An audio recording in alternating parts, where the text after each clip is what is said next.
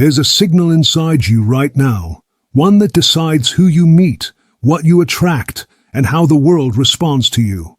Most people never learn to control it, but Dr. Joe Dispenza did. He proved that your thoughts and emotions create measurable waves, real frequencies radiating from your heart and brain, extending beyond your body into the quantum field itself. These aren't metaphors. They're electromagnetic signatures, measured in laboratories, documented in peer-reviewed journals. But what most people don't realize is that another man, decades earlier, mapped those same frequencies. His name was Dr. David Hawkins, and what he discovered changes everything you think you know about consciousness. Hawkins didn't just observe energy, he calibrated it. He assigned numbers to emotions, proving that shame vibrates at 20, fear at 100, love at 500, and enlightenment at 700 and beyond. Two men, two different paths, one timeless truth. When you understand what these two discovered and how it all connects to ancient wisdom buried in hermetic texts and mystical traditions, you stop chasing change and start becoming it. Tonight, I'm going to show you something most people live their entire lives without seeing: the invisible architecture of your own consciousness. And once you see it, you can never unsee it. Let me tell you what vibration actually is. Not the New Age fantasy version, the real thing. Every thought you think generates an electrical impulse in your brain. Scientists can measure it. Beta waves when you're anxious, alpha when you're calm, theta in deep meditation, delta in sleep. But here's what they don't tell you in biology class. These waves don't stop at your skull. They radiate outward, creating fields that interact with everything around you. Dr. Joe Dispenza spent years in laboratories proving this. He hooked meditators to EEG machines, heart monitors, gene expression tests. And what he found defied conventional medicine. When people changed their internal state, truly changed it, not just thought about changing it, their biology transformed. Brain scans showed new neural networks forming. Heart rhythms shifted from chaos to coherence. Even their DNA expression altered. But this isn't new knowledge. It's ancient wisdom, wearing modern clothes. 3,000 years ago, the Hermetic texts spoke of the principle of vibration. Nothing rests, everything moves, everything vibrates. The Upanishads called it spanda, the divine pulsation underlying all existence. Buddhist masters knew that consciousness itself vibrates at different frequencies, creating different experiences of reality. Dr. David Hawkins took this ancient understanding and did something remarkable.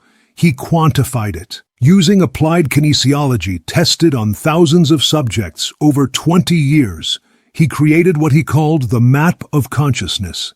Every emotional state, he discovered, calibrates at a specific frequency. Shame, 20, the lowest vibration a human can experience while still functioning. It feels like wanting to disappear, to cease existing. Guilt, 30, the frequency of self-punishment, where the psyche turns against itself. Apathy, 50, the numbing frequency where feeling stops because feeling hurts too much. Fear, 100, the frequency that keeps you small, scanning for danger that may never come. Anger, 150, hot, explosive, but at least it's movement, energy trying to break free from the lower frequencies. Pride, 175, it feels like strength, but it's brittle. One criticism, and it shatters. Then something extraordinary happens at 200, courage. This is the critical point. Below 200, you're in survival mode, taking energy from the world. Above 200, you begin giving energy back. You shift from force to power. Neutrality sits at 250, the frequency of acceptance, where you stop fighting reality. Willingness at 310, where genuine growth begins. Acceptance at 350, where you stop needing the world to be different. Reason at 400, the frequency of understanding, of seeing patterns and connections. And then, love. Real love. Not attachment, not need, not romance. Love as a state of being vibrates at 500. At this frequency, your presence alone begins to heal others. You don't have to do anything, you just have to be. Above this, joy at peace at 600, enlightenment from 700 to 1000. Most humans touch these states only in glimpses. But here's the secret both Dispenza and Hawkins discovered. These aren't reserved for saints and sages. They're your birthright. You can train yourself to sustain higher frequencies. But first, you need to understand the trap that keeps most people locked in the lower ranges. Listen carefully, because what I'm about to tell you explains why most people feel stuck in patterns they can't break. Your body is addicted to your emotions. This isn't philosophy, it's biochemistry. Dr. Dispenza's brain scans prove it. Every emotion you feel releases a specific cocktail of chemicals. Anger floods you with adrenaline and cortisol. Fear releases its own signature blend. Even depression has a chemical profile your cells recognize and crave. Here's the trap. Your cells develop receptor sites for these chemicals. The more anger you feel, the more receptor sites for anger chemicals your cells create. They literally reshape themselves to receive more of what you're giving them. And when they don't get their fix, they send signals to your brain. We need more anger. Find something to be angry about. This is why you can wake up in a perfectly fine mood, and within an hour, your mind has found 17 things to worry about. Your cells are chemically demanding their usual dose of anxiety. You're not weak. You're not broken. You're addicted. Hawkins saw this from a different angle. He observed that consciousness tends to stabilize at certain levels. Someone vibrating at fear 100 doesn't just feel afraid sometimes. Fear becomes the lens through which they see everything. A new opportunity? What if I fail? A relationship? What if they leave? Their consciousness is tuned to that frequency, and like a radio stuck on one station, that's all they can receive. I've watched this play out thousands of times. A person vibrating at guilt, 30, could win the lottery, and within 6 months, they'd find a way to lose it all. Why? Because abundance vibrates above 200, and their system can't sustain that frequency. It feels foreign, uncomfortable, wrong. So they unconsciously sabotage until they're back in familiar territory. The mind creates stories to justify the frequency. I don't deserve success. People always leave me. The world is dangerous. But these aren't truths. They're the narrative the ego creates to explain why you're stuck at that vibration. Let me tell you something that might disturb you. Your ego doesn't want you to raise your frequency. It feeds on the lower vibrations. Drama, conflict, victimhood, these are its food. The ego knows that if you reach the frequency of peace, 600, it dissolves. So it fights. It whispers reasons why you can't change, why it's too hard, why you're different from those who succeeded. But here's what the ego doesn't want you to know. Every single person vibrating at love, 500 or above, started where you are. They felt the same resistance. They heard the same whispers. The only difference? They learned the science of rewiring their energy, and that science is more accessible than you think. Now we come to the heart of the matter. How to actually change your frequency. Not temporarily, permanently. Dr. Dispenza discovered something that should have made headlines worldwide. Your brain doesn't know the difference between an experience you're having and an experience you're vividly imagining. When you close your eyes and truly feel gratitude, not think about it, but generate the feeling. Your brain releases the same chemicals as if something wonderful just happened to you. This is the crack in the matrix. This is your way out. But it requires understanding 3 fundamental principles that both Dispenza and Hawkins taught, though they used different language. The first principle is becoming the observer of your thoughts. Right now, you believe you are your thoughts. When anxiety arises, you say, "I am anxious," but you're not anxious. You're experiencing anxious thoughts. There's a vast difference. Hawkins called this letting go. Dispenza calls it metacognition. The ancients called it witnessing consciousness. The practice is the same. You step back and watch your thoughts without becoming them. Try it now. Notice the voice in your head, the one that's been commenting on everything I've said. That voice isn't you. You're the one listening to it. The moment you realize this, you've created space, and in that space, choice exists.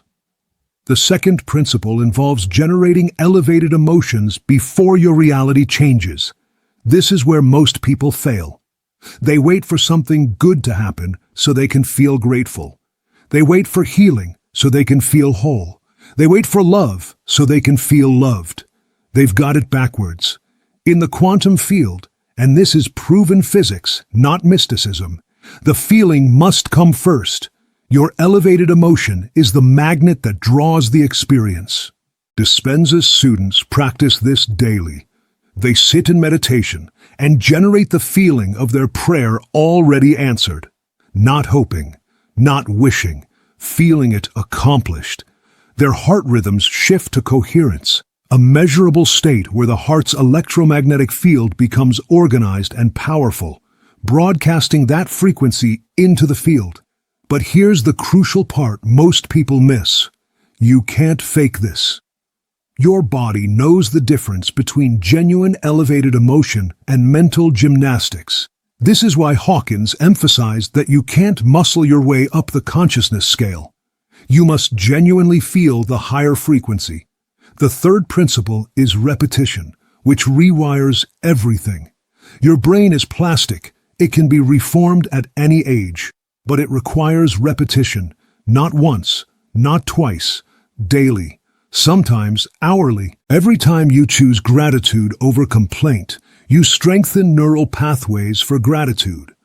Every time you choose love over judgment, those neural networks for love get more established. It's like walking through a field of tall grass. The first time, it's hard, but walk the same path daily, and soon you've created a trail. Walk it for months, and it becomes a road. Dispenza's research shows it takes about 4 weeks of consistent practice to begin rewiring significant neural patterns. But here's what he also found. The people who succeeded weren't special. They weren't more spiritual or more disciplined. They simply understood that transformation is a biological process, not a mystical one. Let me give you the exact practice that merges both teachings. Upon waking, before your mind starts its habitual patterns, sit upright. Place your attention on your heart. Breathe slowly.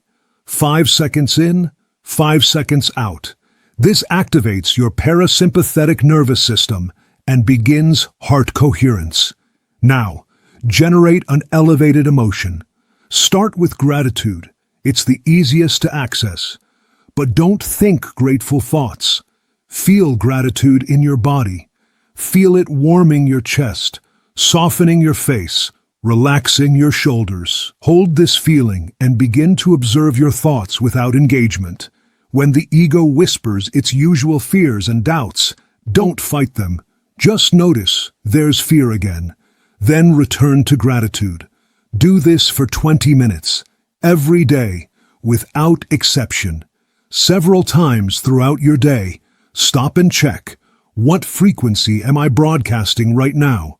Don't judge it. Just notice. If you're below 200 on Hawkins' scale, in fear, anger, guilt, take 3 minutes. Close your eyes. Breathe into your heart. Generate appreciation for something, anything. Your lungs that breathe without you thinking about it. The sun that rose again this morning. It doesn't matter what. Just feel appreciation. This isn't positive thinking. This is frequency adjustment.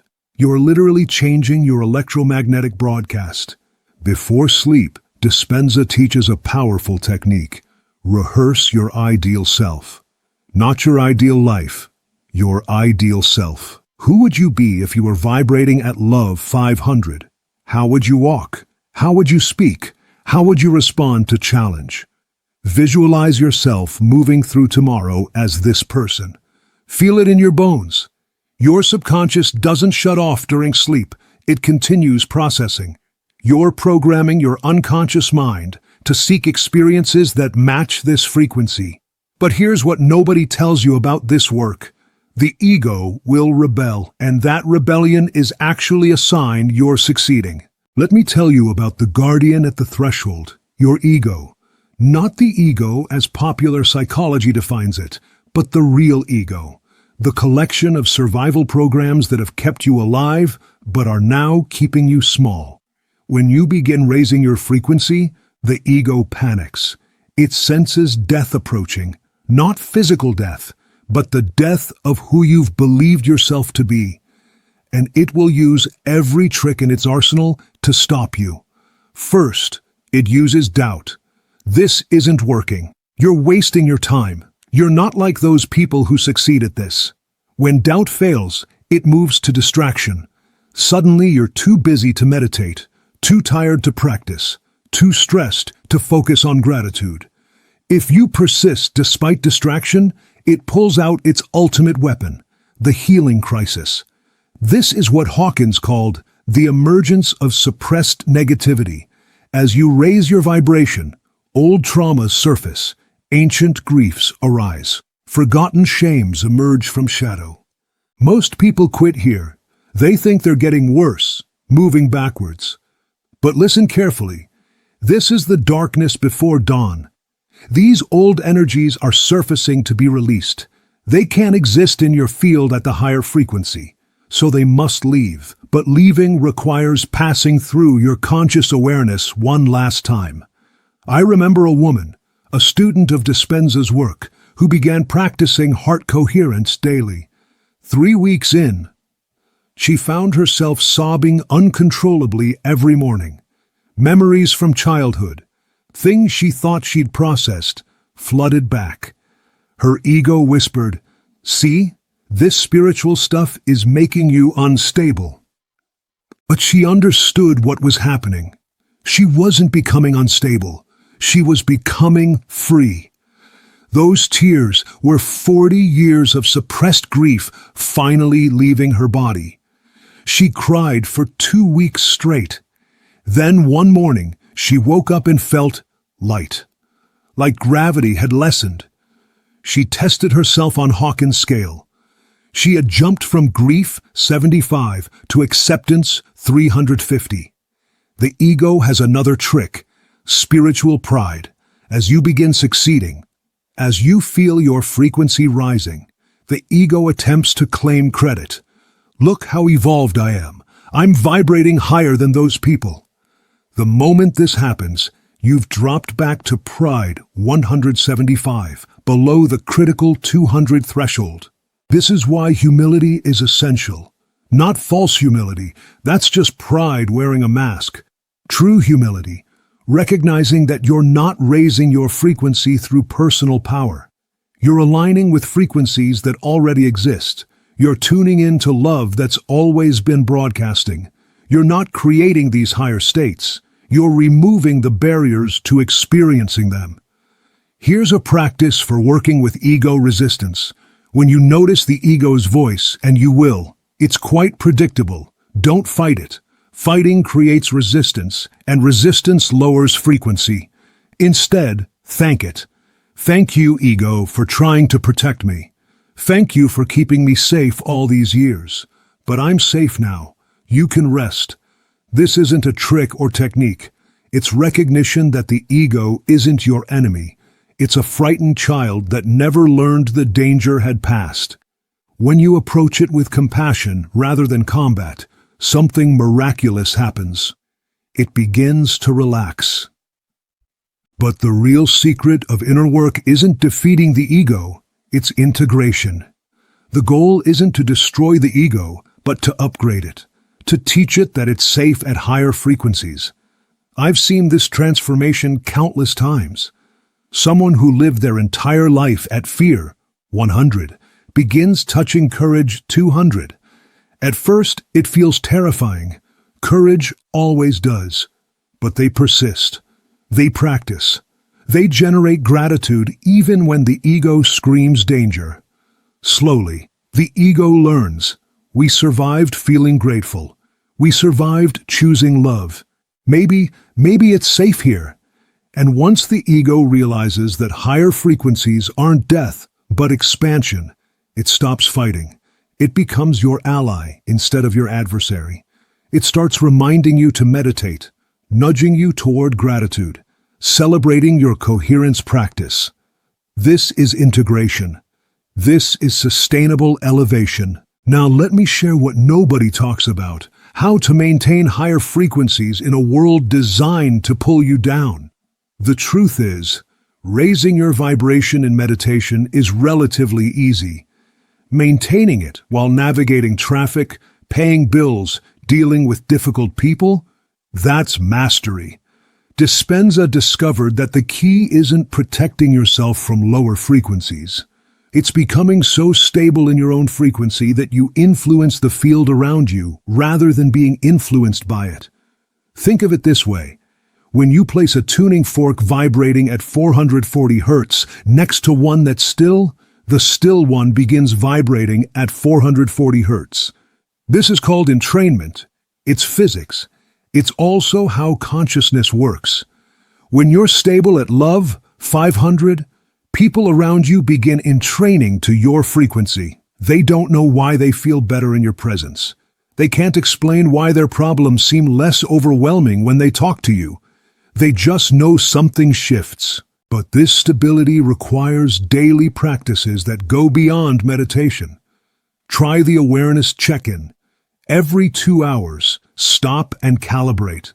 Where are you on Hawkins scale right now?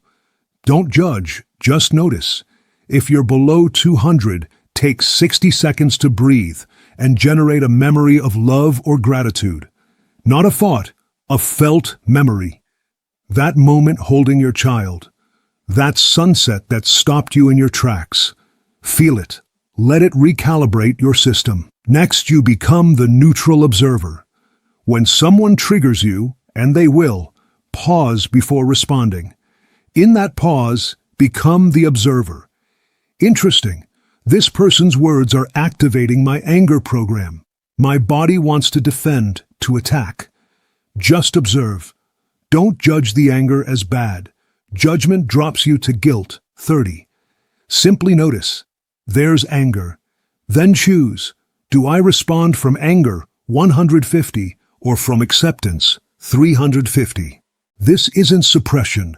You're not pushing anger down. You're acknowledging it without becoming it. And from that observer space, you can choose your frequency. Next is the gratitude revolution. But not gratitude as you've been taught. Real gratitude, the kind that rewires your brain, must be felt, not thought. Every night, write 3 things you're grateful for. But here's the crucial part. As you write each one, close your eyes and feel it for 30 seconds. Feel the warmth, the expansion, the softening. Your heart must be involved, not just your head.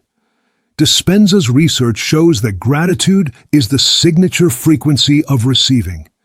When you're truly grateful, your body believes it is already received, and in the quantum field, that belief becomes magnetic to matching experiences.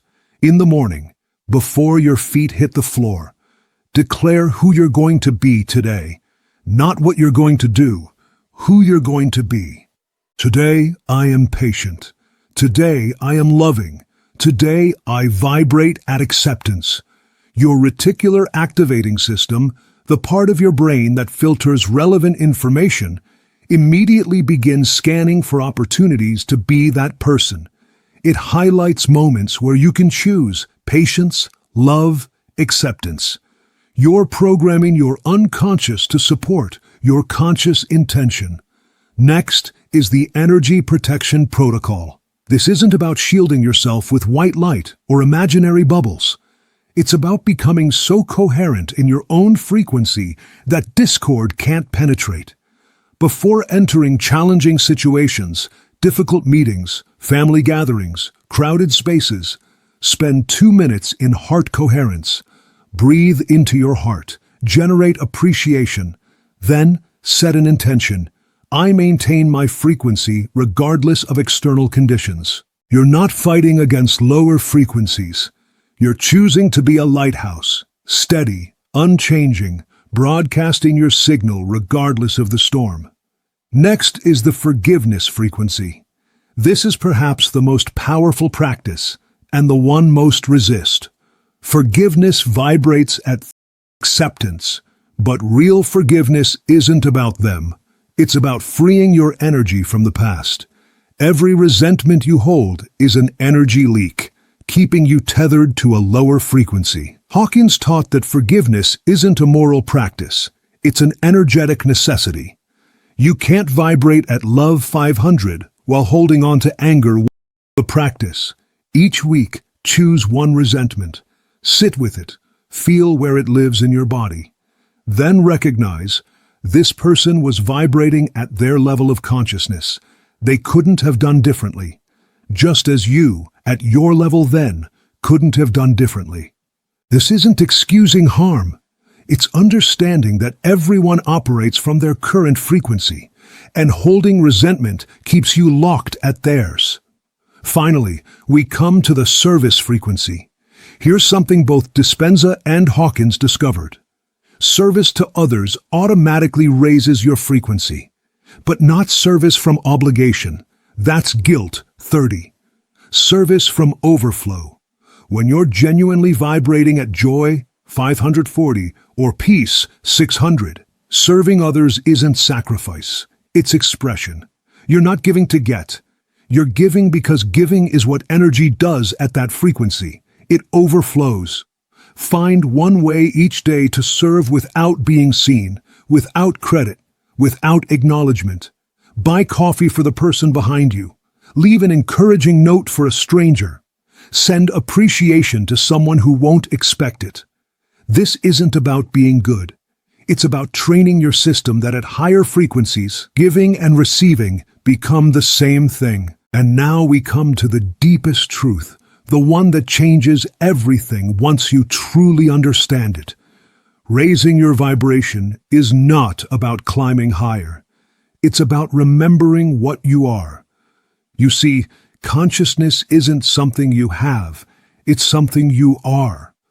And consciousness, at its essence, is already whole, already perfect, already vibrating at the frequency of pure love.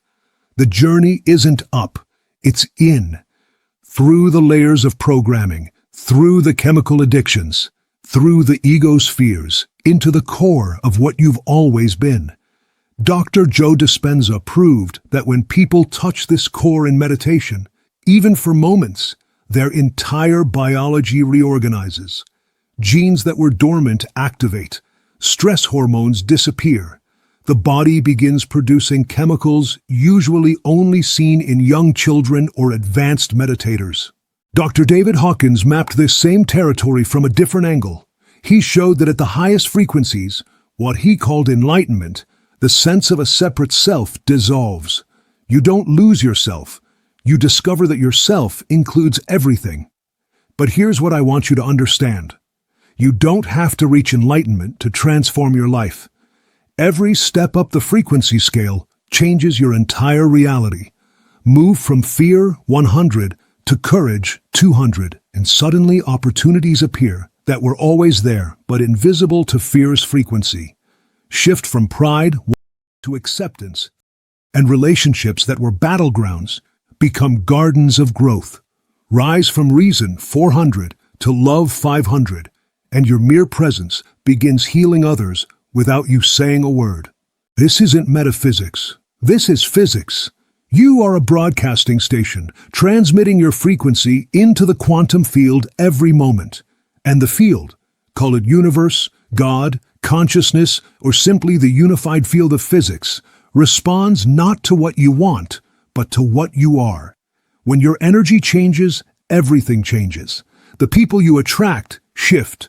The situations you encounter transform. Even problems that seemed unsolvable suddenly reveal simple solutions. Not because the world changed, because your frequency changed, and you can now perceive possibilities that were always there, but invisible at lower frequencies. I'll leave you with this. Right now, in this moment, you have access to every frequency on Hawkins' scale.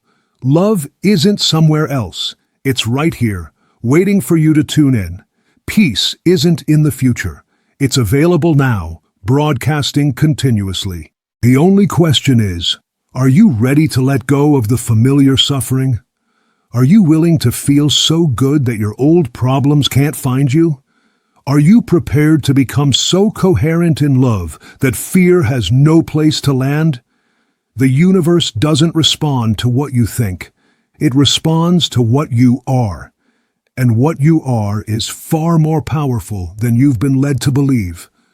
Just as Dr. Joe Dispenza discovered through science, and Dr. David Hawkins proved through consciousness. You hold the frequency of creation itself. You always have. You just forgot. But now you remember. And remembering changes everything. Before you go, speak this aloud, not as an affirmation, but as recognition of what is. I align with the frequency of truth, coherence, and creation. I am the observer and the observed. I am the frequency and the field. I choose to broadcast love, and in choosing, I remember what I am. This is your practice. This is your path. This is your remembering. The ancient cipher isn't hidden in texts or temples. It's written in your cells, waiting to be activated. And activation begins now.